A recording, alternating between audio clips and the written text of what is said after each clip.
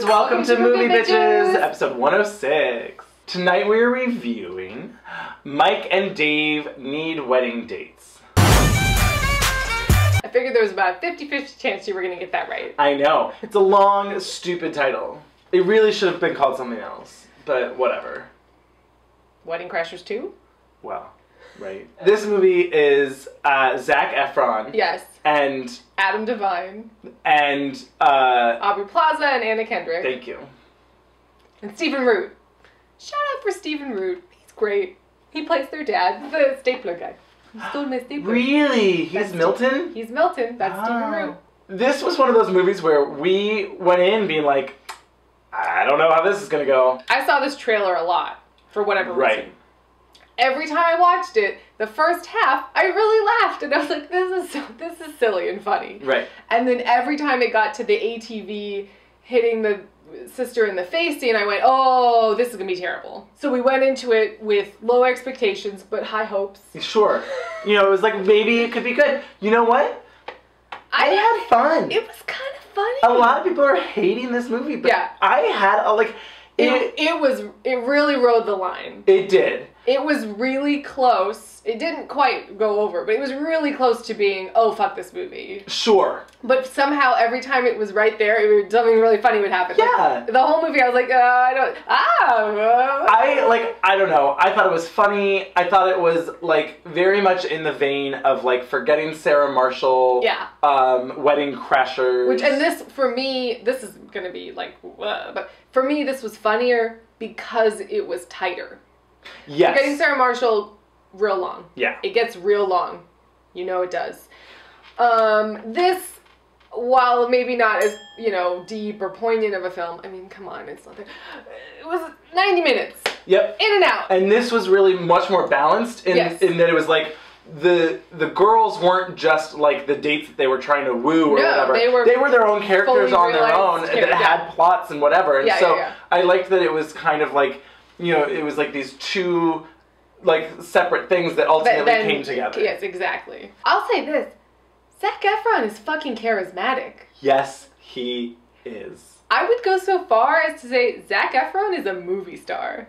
Like, yeah. He is. He really, this movie really pointed it out for me. Where I was just like, this is also the perfect role for him. Sure. Where he's just like a dumb, douchey, pretty person. Right. But you're like sweet enough. You give enough, like, oh, but there's like a sweet guy in there that everyone's like, I want to fix you. And that's Girls in Trouble. Yep. They're like, you're a douchebag, but I can make you better. And it's like, no, you can't. He will break your heart. That's how you end up pregnant in high school. Yep. Zac Efron. That is how. Girls, take note. For a while, whenever I would see Zac Efron, he was like a little baby boy. Sure. And I'd be like, this is weird. He has become a man. Oh, yeah. Even though everyone decided that they hated The Lucky Ones, his Nicholas Sparks movie, it was not that bad. I was just about to say. It's not that bad. I used to hate Zac Efron. Really? I hated him the whole like High School Musical. I just never really got into him. Yeah. And then I think for me when it turned around was The Lucky Ones because that's when he first seems like a man. Like a sexy man. He's not like this teeny bop Disney character. Yeah. He's like, oh wait, but you're like actually a man. Oh, like, hey. Hi, what's going on there? Yes, take that shirt off in the first 45 seconds of this movie, thank you. They know what's up. They know, they get it. They get it, and he gets it. Yes. I will say this, I hated Neighbors, though. I did not see Neighbors. I thought we reviewed it. Nope. Oh.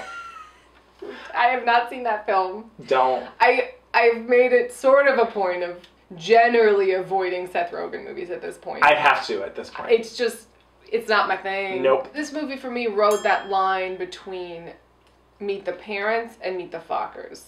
Yeah. I'll explain my distinction. So Meet the Parents is like funny, sure, but painfully awkward. And like, oh my god, they're stewing in this awkwardness. And oh my god, I want to tear off my skin. This is so awkward. Can somebody just explain what's happening? Can you just be like, look, things got out of control. This, and this happened. I know that's not how comedies work, but those movies make me want to like tear my hair out. Where Meet the Fockers, because his parents, do you remember, could give a shit. Like Dustin Hoffman and Barbra Streisand were like wacky and crazy and everyone was judging them, but they were like, we don't give a fuck. So it wasn't this, I'm gonna just stew and stew. So you preferred Meet the Fockers? in a weird way, I did.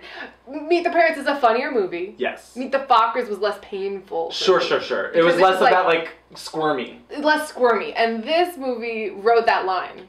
Yes. Where it would almost get squirmy, and then it would be like, but next scene. This movie got saved in editing. Yeah. And had it been a Judd Apatow feature, would have hated it. Because it would have been too goddamn long. Yeah, that's true. This movie was tight. Yep. There was moments where it was too long, and I was like, let's get it's next scene. Okay, great. Okay, good. Great. Can we talk about Aubrey Plaza, particularly in the beginning? Oh, boy. The movie starts, and it's Zac Efron and Adam Devine's story, and you're like, oh, this is funny. You know, they had good chemistry with each other. They seemed like brothers, and it cuts to them, and I was like, oh no, this isn't funny at all. And I was really worried that they were gonna suck. And when it turned around for me was when they stopped pretending to be bad girls, because that never worked. Never worked. It did not feel real. Nope. I didn't understand their characters. Nope. I was like, this is happening, but also her affectation. We're gonna look respectable as fuck. I can't even do her voice. It was very like, we're gonna take these two guys. It's wrong. It was very. We're gonna be good. It was weird. It was just like a weird thing that I don't know how to explain. Yeah. It was just weird, and it wasn't working. No. Neither of their bits were and then working. It totally dropped. Yeah. Thank God.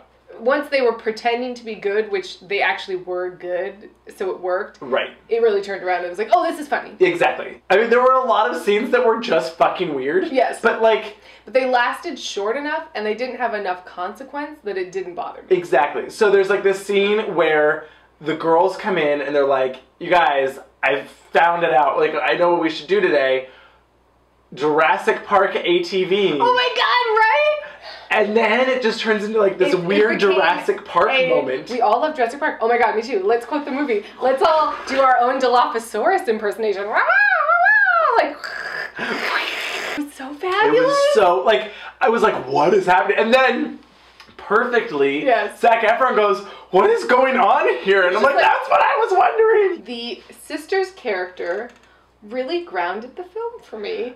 I gotta say, I am shocked. I know. She was not a harpy. No. She had a lot of nuances. Yep. She was funny, but she was real. Like, I was like, whoa, girl. Yeah, I felt the same way. Because the rest of their, like, the four main characters... Are whack. They're caricatures. They're wacky. Exactly. Yeah. And then she's, like, a normal person who kind of is gonna get a little crazy. Exactly. Well, it humanized them. Exactly. You felt like they really did care about their sister. Sure. You know? They're just like the crazy brothers that do things that this, like, boring, staid family is like, that's too crazy, guys. Yeah. And that was kind of necessary. She did exactly what this movie needed. Yes. From her. Yes. And achieved it. Oh, right, so the massage scene. Oh my god. Which, it was actually kind of hilarious, because it was so out of nowhere. Well, it kept it clean enough. You know what I mean? So she... And again, her performance... Anna Kendrick, like... She pays him to give her a happy ending, essentially. No penetration, she's like, oh, classy, or something like that. Yeah. I was afraid that's where they were gonna go. That it was gonna be... I was afraid that she's gonna be like, here, make it real good, and then he was gonna, like, fuck her or something, and then have it be, like, a thing. I thought it was gonna be, he's gonna try and grope her, and the sister's gonna freak out, and, oh my god, and be all upset, and then be mad at Anna Kendrick. Right. And that was the normal way for it to go. And it didn't. Instead, it went into this, like, extended scene of, like, some weird, goofy, tantric massage thing. Yes. It went a little too long, but otherwise, the other part that I really didn't like was the bisexual cousin. Are you gonna hit on my dad all weekend like bisexual Fonzie? I don't think it's gonna take all weekend. Am I right? Oh, right. That was never fully realized. No. She also was just, like, she was an annoying character in, like, a not cool way. There was just too much of her. There was, like, exactly. If she had to be in the movie, there was just too much of her. Yeah. It wasn't like, oh my god, you're in every scene. Right. It's just like, there's a little too much. You know what I wish, actually, also that it had been the case, was that she had been played by Miley Cyrus. Oh my god, that kind of would have been fabulous. Because that would have been, like, just a little bit more on the nose and, like, perfect. So the older brother, Adam Devine, whatever, his character... Yeah. His character was, by the end, the least successful. I also think that part of that was that he's not the funniest of the comedians, and his improv was, like... Well, his improv is, I'm gonna yell. Like, just too much. That was really funny with this when they post their Craigslist picture. And the two of them, and everyone's like, I like the one on the right. The one on the right is cute. I love the one on the right. Wait, the one on the right is like the really cute one, and it's Zac Efron, and it's like, yeah. I mean, the movie knew. It gets it. Yeah. Can we talk about how the sister's fiance was definitely homosexual? Yeah. I thought that from the trailer. Oh, not again. Sweet candied nuts. Definitely was just giving me like total gay vibes, and I was like, well, this is weird. Is he gonna be a gay? Is she gonna leave it at the altar? And they're like, that's gonna be like the thing. She has a moment. She takes ecstasy with Anna Kendrick, which is actually really funny, and they free some horses. Be free, my friends! Are you tripping? Dave, I'll be honest with you. I can't continue to wear this horse. The horses! The horses! And the sister has like a moment of doubt, like, oh, I don't know if we're the right match, and he's kind of boring, and this, that, and the other. And I thought she was gonna go and, you know, tell him that, and he was gonna be like, you know what, I'm gay. I've been in the closet, and I don't want to get married either. And then they would both be like, ha, oh my god, we almost got married. I mean, you didn't really take it seriously. So the crazy things that were happening were just like silly. It was like, alright. Well, the thing was, like, none of it was really hurtful, except for like the microphone speech. Well, and the ATV to the face. I mean, I guess, yeah, sure. And then the fireworks at the end. Oh my god. Oh, right. Can we talk about the CG fireworks? Oh my god. So, you know, they couldn't just, like, let it be that they had grown, right? There was still be like, oh no, but and we grew up. They're still kind of fuck ups. So, like, they have these fireworks, and, like, there's this weird ADR line where they're like, these fireworks are from China. Yeah. And then, like, they fall over because they're from China? The last...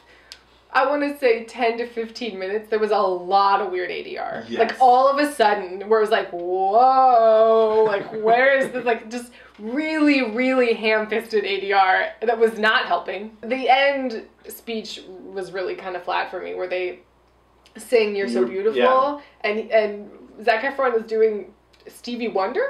He's, like, playing the piano like a blind man, and you're like... You had the sunglasses on. Right, so you're like, okay, and everyone's like, oh, they're so moved by this, and I was like... this could be over faster. Yeah. And then they sing, This is how we do it. This is how we do it. And I thought, oh, wouldn't it have been so much funnier if they had sung, I wanna sex you up, or like done something more inappropriate, or started rapping really dirty, or something. Them just saying, this is how we do it, and everyone's like, oh, I'm so upset. Everyone's so scandalized by them like, doing this choreographed song to This Is How We Do It. And I was like, well...